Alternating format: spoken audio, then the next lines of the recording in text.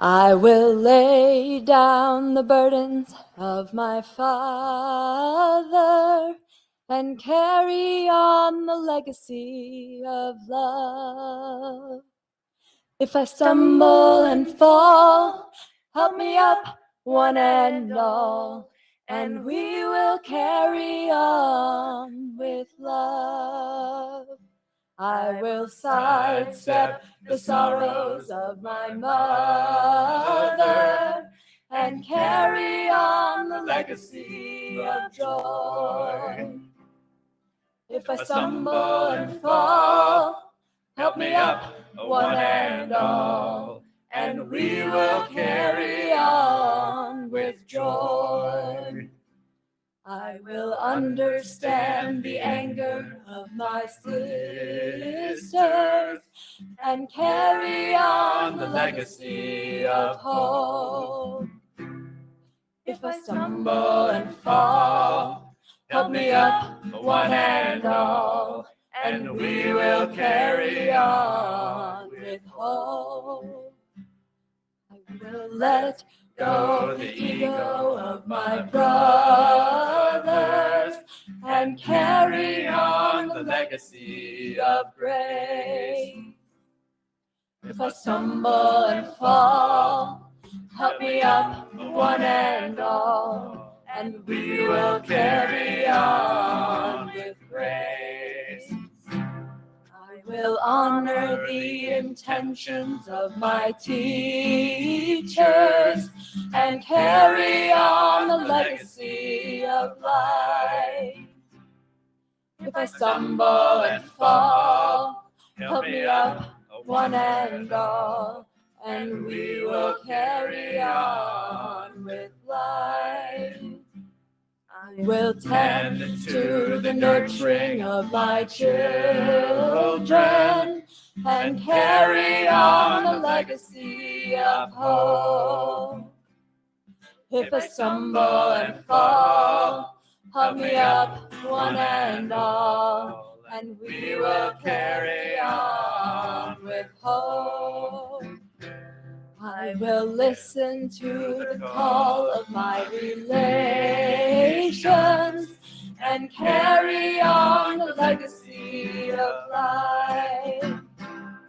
If I stumble and fall, help me up, one and all, and we will carry on with life. I will join with my brothers and my sisters and carry on the legacy of love.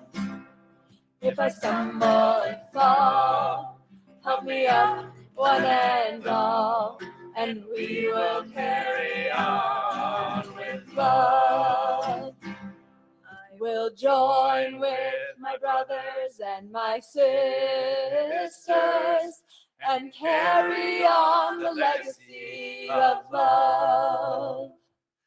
If I stumble and fall, help me up, one and all, and we will carry on with love.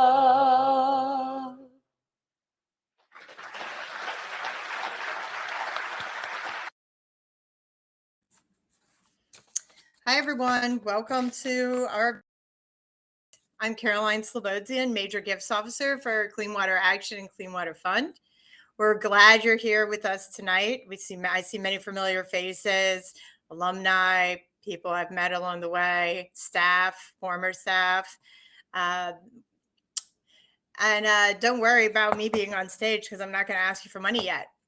The opening song I saw a lot of people were asking about that. That was Legacy, originally by Terry Garthwaite, and that was a tribute to our founder, David Zwick, who helped write the groundbreaking Clean Water Act in 1972. And it's sung by his daughter, Winnie. And the people on stage are some of our alumni that are here tonight. So I hope you enjoyed that. And before we begin, I want to go over a few housekeeping items with you.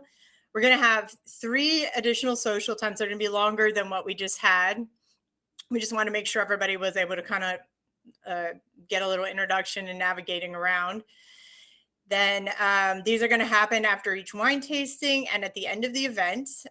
Then you can move to other tables by double clicking on them. You can find other people by clicking. There's a participant button. When you get back to your table, you'll see a participant button on the left middle of your screen. So you can look people up. You can look people up in the chat. You can talk that way and meet up, and just there's a little, it kind of looks like a little crosshairs, but you just double click on that next to someone's name and it'll start blinking. You just go right in there and you can go to their table. Once you and then we'll give you a heads up at the end of each social time when there are 30 seconds left so you can finish up your conversation. You just saw that happen. If you need help or you're having technical difficulties, you need to use a chat function. A lot of you are using that chat function right now, but there is a tech support on the list that you can chat with them and they'll help you out. You can also message people. And time goes by faster than you think. So right now is the time, if you have wine and cheese, to go ahead and uncork your wine bottles and get them ready. And I'm going to move on to our first speaker, who so proud to introduce, one of our longstanding board members, Vernice Miller-Travis. Vernice serves on both Clean Water Action and Clean Water Fund's boards. She's been with us since 2014. She is an environmental justice rock star. She's hot. There she is. Vernice, she has helped research and write the seminal study Toxic Waste and Race in the U.S. back in 1987. Co-founder of the West Harlem Environmental Action, now We Act for Environmental Justice, and she's helped convene the first National People for Color Environmental Leadership Summit in 1991. And currently, she's Executive Vice President for Environmental and Social Justice at Metropolitan Group. Welcome, Vernice. Thank you, Caroline. Good evening, everyone. Thank you for joining us as we celebrate the 50th anniversary of Clean Water Action and Clean Water Fund. And as Vice Chair of Clean Water Fund and a member of Clean Water Action's board, it is an honor to be a part of this great organization that played a pivotal role in the creation of the Federal Clean Water Act.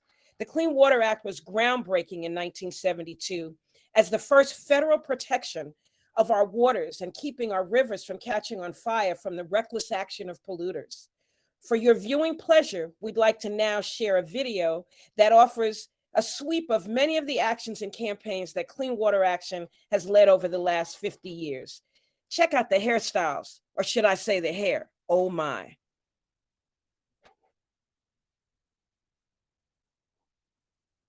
Oh, people, look around you. The signs are everywhere. For 5 decades, Clean Water Action has been at the forefront of the fight for a cleaner, more just planet. And you've protected our planet while solving community-based challenges through your policy, expertise, advocacy, and grassroots organizing. The scope of your impact is local and global. So one thing that's so interesting about Clean Water Action is that after 50 years, we remain rooted in the fundamentals of the mission that drove the organization's founding. Yet at the same time, we've been able to evolve and innovate and change with the times. When Clean Water Action was founded in the wake of the passage of the Clean Water Act in 1972, Clean Water Action was founded, rooted in building and mobilizing people power and bringing people together to push government to do the things that needed to be done. In our case, to reduce water pollution nationwide. And, you know, that's still very much what we do in our organization today. Hello, everybody. I'm Frank Hornstein, coming to you from Minneapolis, Minnesota. This is Dakota territory, the ancestral homeland of the Dakota people. And I'm standing at Bede-Makaska, Lake White Earth. I served as the co-director and organizing director of Clean Water Action here in Minneapolis between 1998 and 1994. It was Clean Water Action in the early 1990s It was one of the first organizations to call attention to mercury pollution in these lakes. And my favorite memory of Clean Water Action was our work over years to successfully stop a large garbage incinerator in the suburbs just to the south of here. So thank you for 50 years. Let's continue our work together for 50 more great years and beyond. We need Clean Water Action in this moment, now more than ever. Thank you so much. My favorite story is being at a Canvas retreat at Apple Farms in New Jersey, and being in front of the room with David Zwick, our founder, and the meeting turned into almost a revival session. As I pointed out to people, I had everybody identify, like, how many of you have been here for more than 20 years? And a bunch of hands went up. And that's what's unique about Clean Water, is how long we have been with this organization. I mean, we're not just an organization, we're a culture. I think the most important thing that all of us can do, in addition to our work with Clean Water, get involved in voter registration, get involved in getting people to vote, particularly in people and communities of color, because that's where the power lies. The organization is so dedicated to doing good for other people, not for themselves, but making sure everybody's okay, making sure that everybody has access to clean air, everybody has access to clean water. It's not self-driven. It's driven by a concern for the entire community and for the environment. We make change through the impact that one person can have, and by organizing that brings large numbers of people together in really strategic and intentional ways that can make a difference. We win through strength in numbers, and we get those numbers one door at a time, one phone call at a time, one victory at a time.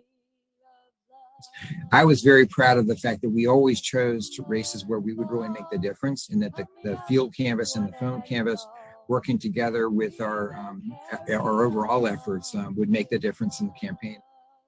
We are one of the few organizations that I know of that, the pandemic, after the pandemic and before the pandemic, we knock on people's doors. We make relationship with communities. We engage in the issues that are important to them. We connect their reality to the struggle, the broader struggle for clean water. I can't think of anything that is more valuable than an organization who works from that set of values.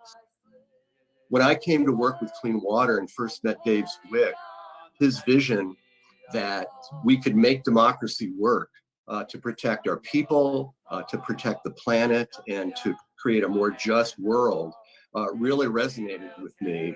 One thing I love about Clean Water is the people that I was privileged to work with and to share my life with over the years. And it is really a great fortune to work with people who share your values and do work that you both deeply believe in.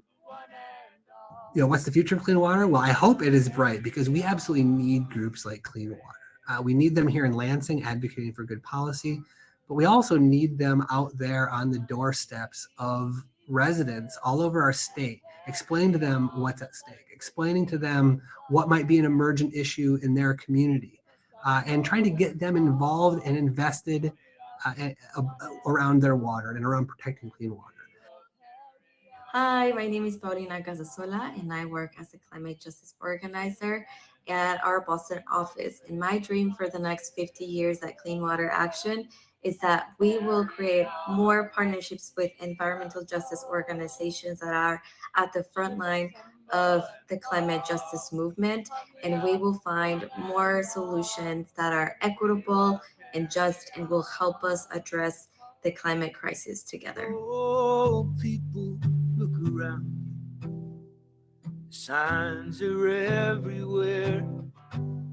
You've left it for somebody other than you to be the one to care. You're lost inside your houses, there's no time to find you now. Well, your walls are burning, towers are turning, gonna leave you here and try to get down to the sea somehow. Rock me on the water, sister, will you soothe my fevered brow? Rock me on the water, get down to the sea, get down to the sea, where the road is filled with homeless souls, every woman, child, and man have no idea where they will go. Wow, what a ride, guys. What a ride. It's very nostalgic looking back through all those pictures through time. And a lot of you are still here tonight. So we're really, really pleased that you're here with us. Next, one of our long-standing staff members, John Scott, who probably most all of you know, was able to interview David Zwick's daughter, Winnie, to get her thoughts on growing up in the Clean Water family and where we're headed now. So we wanted to go ahead and show that video. And as soon as it comes up, if not, you get to look at me for a while. This is born into clean water practically. My dad, David Zwick, founded Clean Water with a bunch of folks back in the early 70s. And I was born after my mom met him in Canvas crew, I believe. And so some of my first memories are going to rallies with my family, having canvassing parties at our house, and going into the office and seeing all these folks getting ready to go out door to door, seeing campaign buttons around the house. So that would be my earliest connection to clean water. And then because of how excited I was, hearing about canvassing all my life, I thought I have to do this. So when I was 18, I joined a canvas in the Minneapolis office in 2008, working on the 2008 elections. Up in the family that I did, with Clean Water Action always around, and seeing how passionate my dad was about organizing, about making change, and it really, instilled those values in me. And I also, learning about the environmental justice movements, around how racism within the environmental movement and how that has held us back from achieving important just achieving environmental justice in general, really, I think, got me interested and passionate about food and food justice.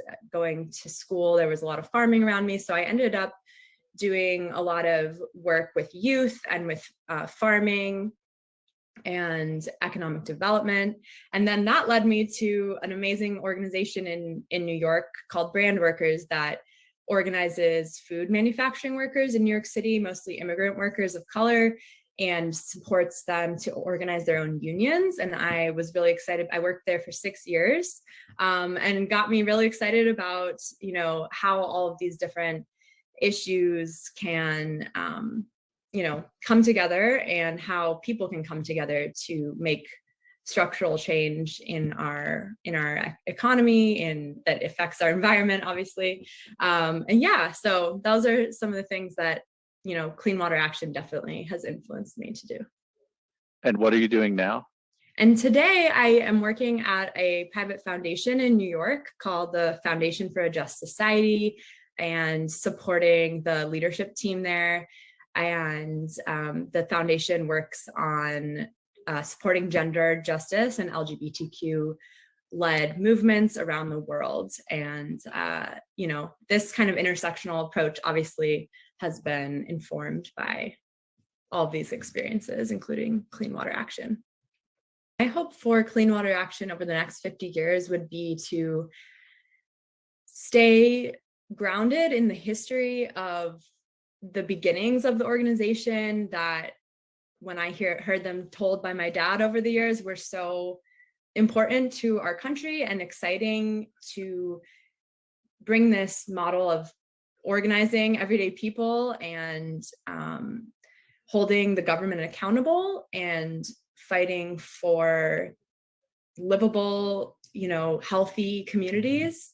I would bring that, staying grounded in that type of vision and that type of history, bring that towards the fights of the next 50 years, including obviously climate change, which is going to harm all of us, is already harming all of us, and is so interconnected with water. Over the next 50 years, I would hope that I can see clean water continuing to build real trusting collaborations and partnerships with various groups working on environmental justice in this country and beyond.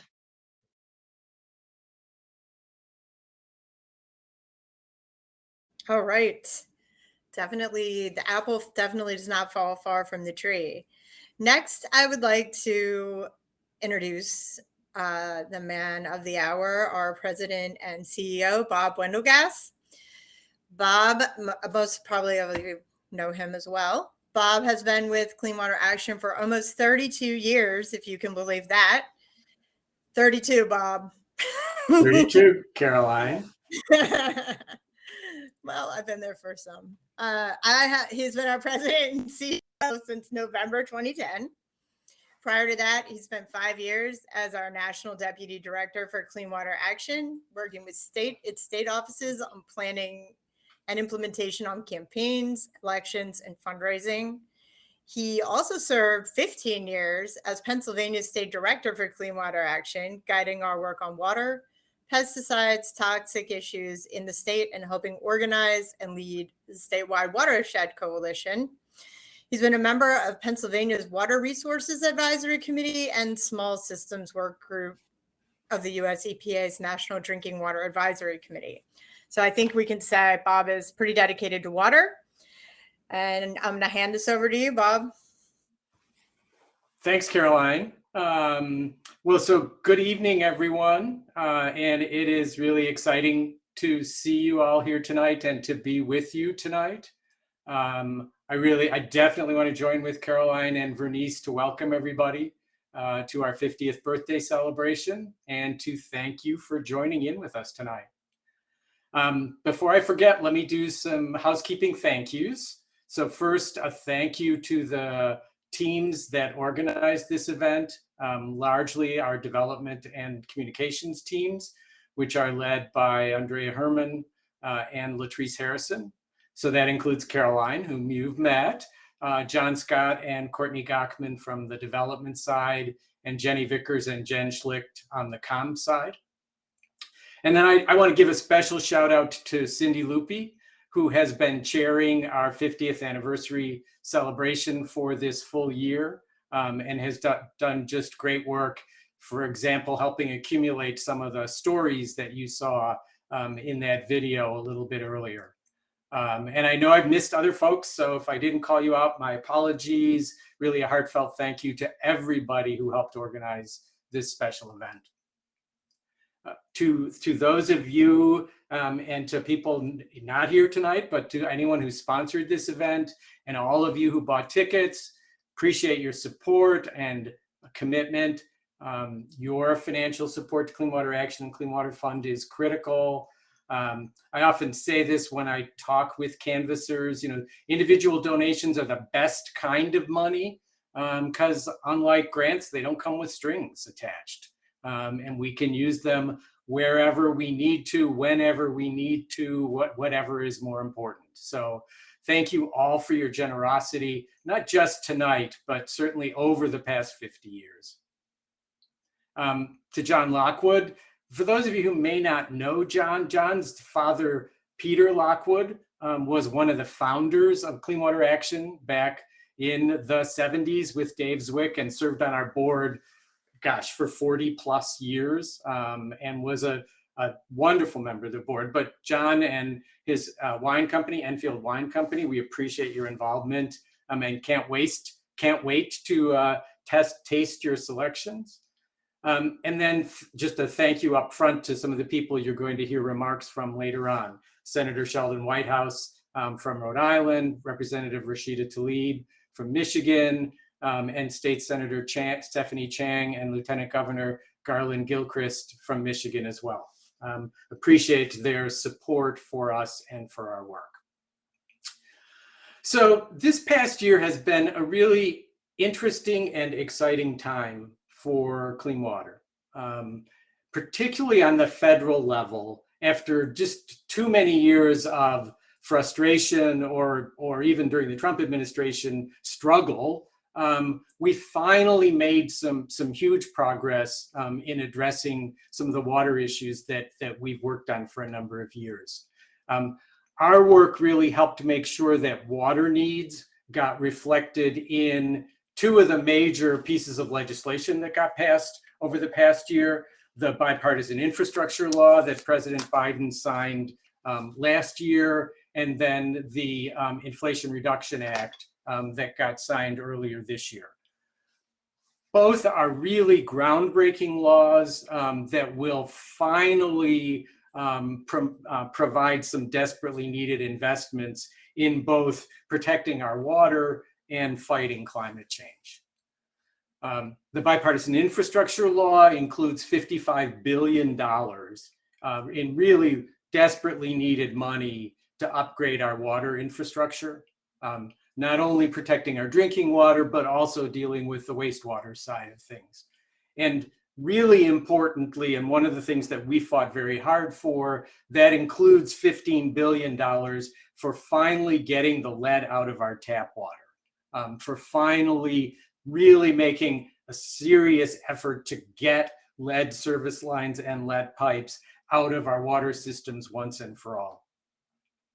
And then this year, the Inflation Reduction Act, it will reduce greenhouse gas emissions, hopefully by 40% below 2005 levels by 2030. And it'll do that by investing billions of dollars in renewable energy, in electric vehicles, and in other strategies to really significantly reduce climate changing emissions.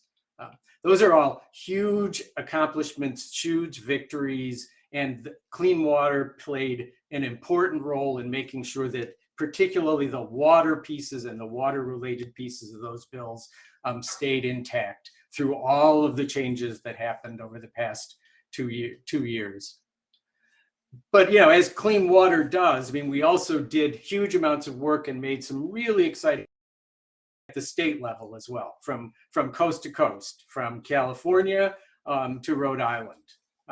We fought to get lead out of drinking water systems and to help people afford their water bills. We have done a huge amount of work to get PFAS out of our drinking water, out of food packaging, out of the clothing we wear.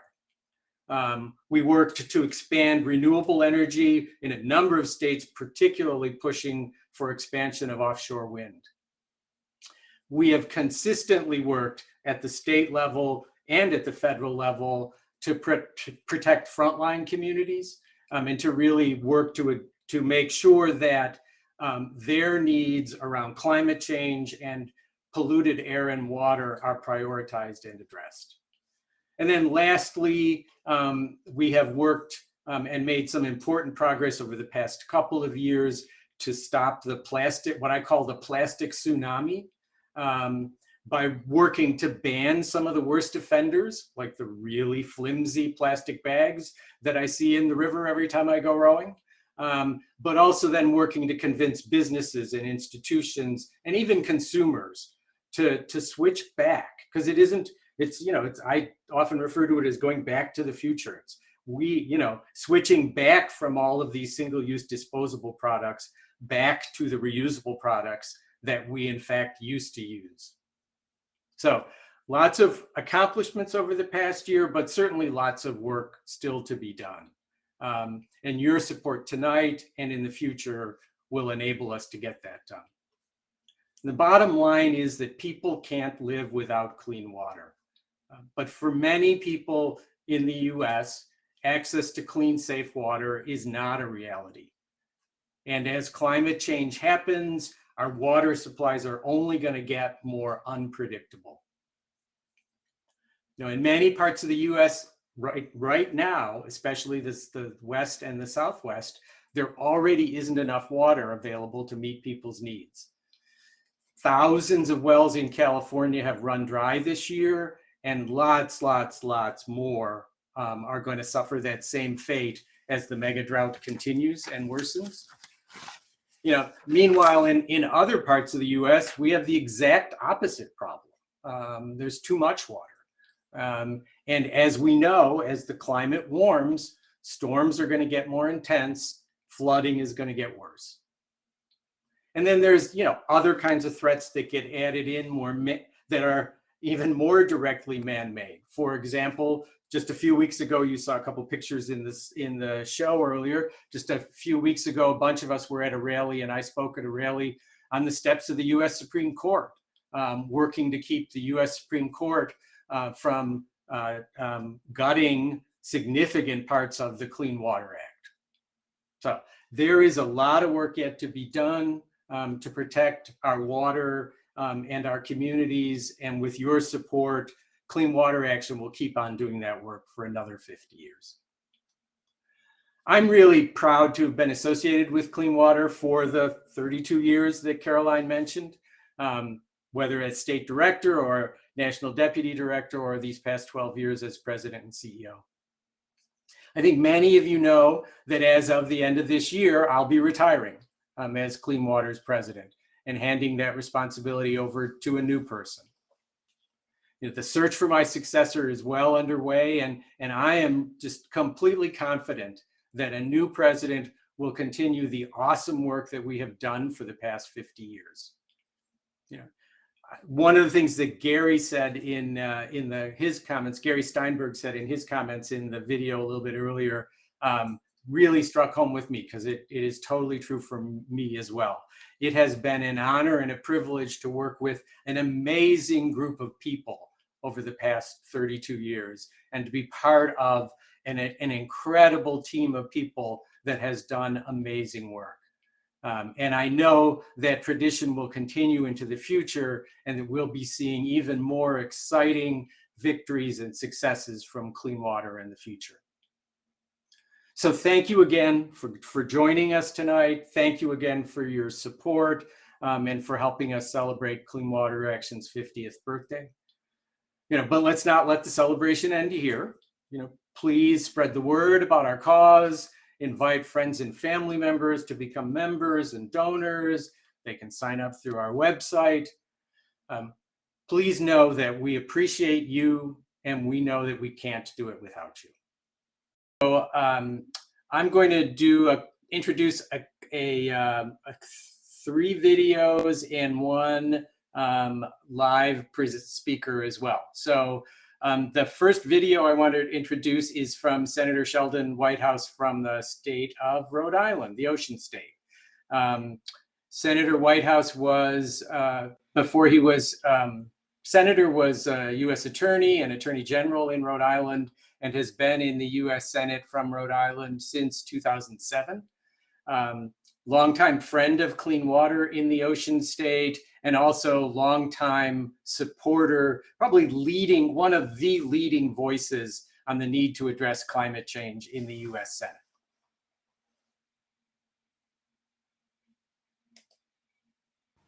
Well, hello and congratulations to Clean Water Action on your 50th anniversary. What a milestone. This is not the Asprey Boathouse, but it is good to be with you even electronically. For all of your 50 years, you have fought the good fight for our environment. This year at the State House, your staff and volunteers helped pass 2 major bills to keep PFAS and heavy metals out of food packaging and set a maximum contaminant level for PFAS in drinking water. So a big thank you to Jed Thorpe and the rest of the Rhode Island team for making this progress possible. Across the country, Clean Water Action is working hard to protect our communities, foster resilience, and create a safe world for future generations. As you mark this anniversary, I'd like to recognize the life and the work of your founder, David Zwick. His mission and legacy, I believe, are in good hands with all of you. I'd also like to congratulate Bob Wendelgas on his pending retirement after nearly a decade of leadership. Thank you, Clean Water Action, for all that you do in Rhode Island and across the country. Okay, thank you, Senator Whitehouse. Our next speaker is live and is with us tonight, and it is my honor and pleasure to introduce Representative Rashida Tlaib from the state of Michigan. Clean Water has a long and relationship with Representative Tlaib, dating back to her years in the Michigan State Legislature as well. She's been in Congress since, I got to look at my notes, 2019, I believe, and is a outstanding advocate and voice for the environment, for environmental justice, and for equity. So Representative Tlaib, it's wonderful to have you tonight. Thank you for joining us. No, good evening, everyone. I am so happy to be with you live in this fancy platform. I've never used it. Pretty cool. So I'm really, truly honored to be with all of you as we celebrate 50 years, but also for the policy leadership of Clean Water Action, who right here at home in Michigan have been incredible leaders and courageous in fighting to make sure that we shut down Line 5. You know, this milestone not only marks the 50th anniversary of founding Clean Water Action, but it also, of course, really uplifts the anniversary and the landmark passing of the Clean Water Act. So it's always so incredible to be in space with all of you today. You all know access to water is very much a human right, not only for us as folks, but really for our environment. We have so far in the last 50 years since the founder, David and countless water warriors, as we call them in Detroit, took up the call to action to fight, to advocate, to enshrine our right to clean water in law. We just started, as you all know, and we already know from folks on the ground who have been incredible, you know, environmental scientists, academic folks, really talking about the crisis getting worse, that we're not actually strengthening, but allowing, I think, in many ways, for folks to circumvent or water down the implementation of the Clean Water Act. Protecting our health and natural resources, as you all know, is critical for our future survival, and there's much more, again, work to be done. Our challenges might feel massive sometimes, but something I learned growing up in the most beautiful, blackest city in the country, in the city of Detroit, is that transformative change doesn't happen with who's in Congress or who's in the White House. Most of the time, if you look at those transformative change landmarks like Civil Rights Act, being able to organize unions in the workplace, it came from the streets, from community organizing, from folks just protesting, marching, and making sure that it gets done. So our challenges, again, might feel massive, but remember where we've all come from. Before the Clean Water Act, you all know raw sewage, industrial wastewater dumped directly into our lakes and our rivers. And it took community groups, advocates, residents, folks just in the community fighting back. We all remember when Lake Erie was, you know, quote, dead, that the Rouge River caught on fire.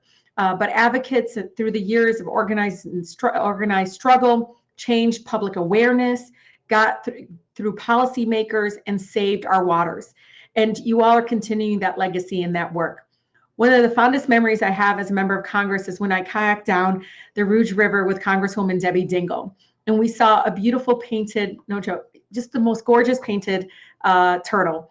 A sight I'm sure we'd not have ever seen without your critical work. I mean, we would have never seen this painted turtle right there in the Rouge River if it was for the incredible work of Clean Water Action, of course, having the Clean Water Act in law.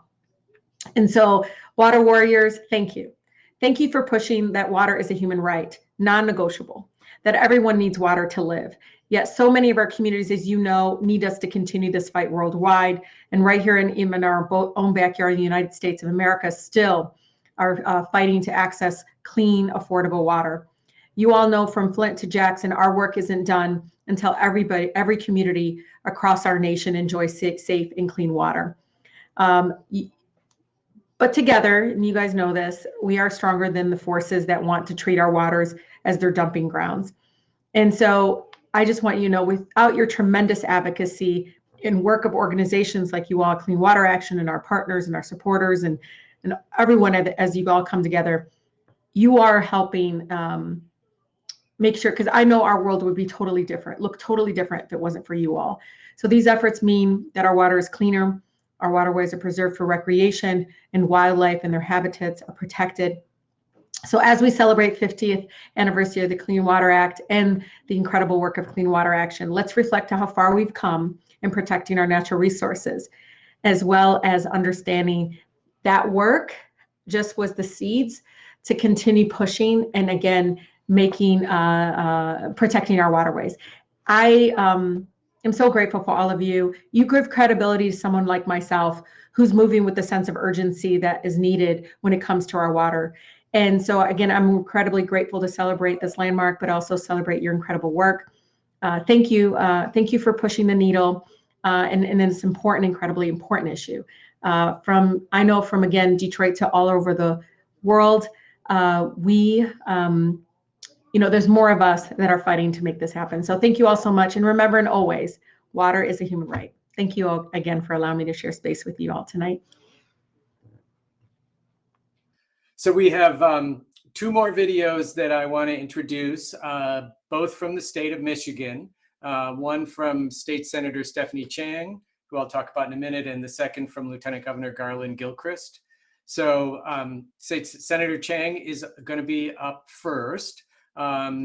Senator Chang started as a community organizer. It's interesting how a lot of elected officials started in that role, but at the Center for Progressive Leadership, started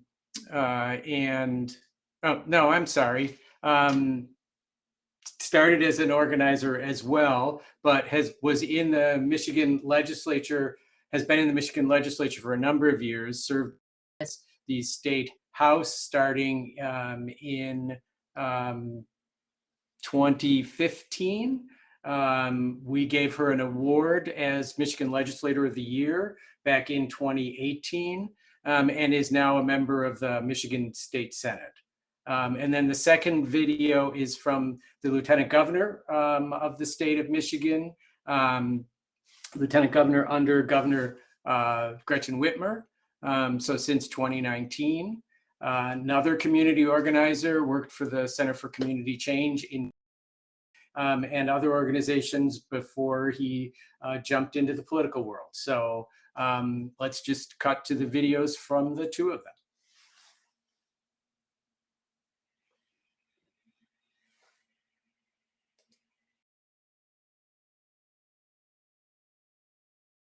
Supporter of Clean Water Action. So congratulations on the 50th anniversary of Clean Water Action. As a state lawmaker representing Detroit and Downriver, it's been an honor to work alongside Clean Water Action on a number of issues.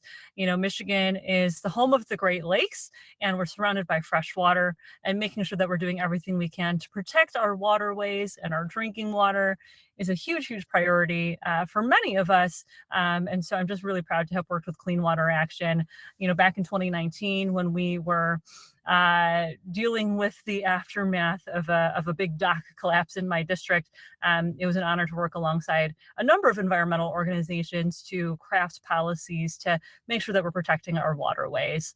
And it's also been just a joy to be able to work with Clean Water and a number of organizations back in 2020 to get a water shutoff moratorium passed in a Republican legislature, which some people might have thought would be impossible to do. But thanks to the hard work of groups like Clean Water Action and so many others, we were able to get that done. And that, of course, helped numerous people across our state, literally thousands of people. So just thank you so much to Clean Water Action for all of your years of dedication, of hard work on behalf of our entire state, of our country, to make sure that we are doing everything we can to protect our natural resources, and to really make sure that we are ensuring that everyone has a clean and healthy environment.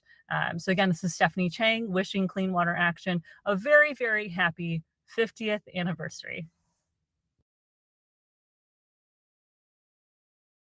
Everyone, Lieutenant Governor Garland Gilchrist here.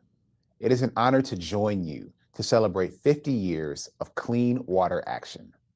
In Michigan, our waters define us, and we are fiercely committed to defending our lakes, both great and small. I am proud of the work we have done with Clean Water Action to protect our nation's water. This organization was formed half a century ago by David Zwick as the landmark Clean Water Act passed, crafted by Representative John Dingell. Clean Water Action was built on the idea that we needed people power to reach the new law's goals. Today, more than ever, we need your mobilization and organizing approach. There is so much more to be done to prevent pollution, make sure everyone has access to safe drinking water, and tackle the climate crisis. Clean Water Action will be part of that fight in Michigan, in several other states, and at the national level. Together, let's protect our waters for future generations.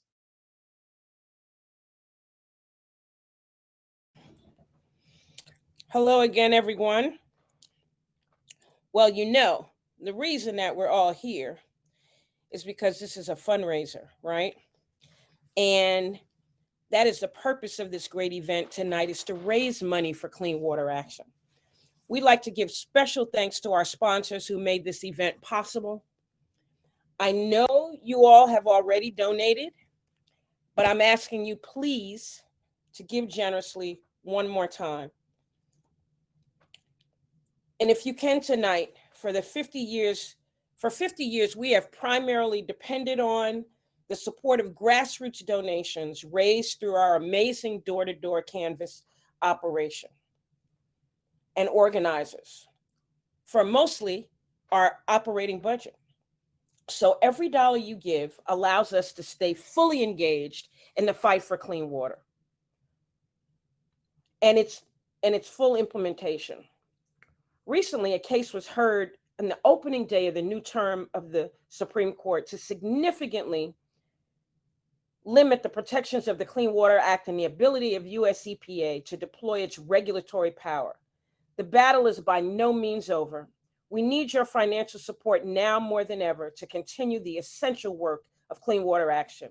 Please donate now and go to cleanwater.org/50. As we wind down, I want to encourage you to now go and socialize at our various tables. Have some great wine and accoutrements, and help us celebrate the major occasion, our 50th anniversary. Remember to donate, drink some good wine, and celebrate Clean Water Action. Thank you so very much for joining us tonight. Cheers.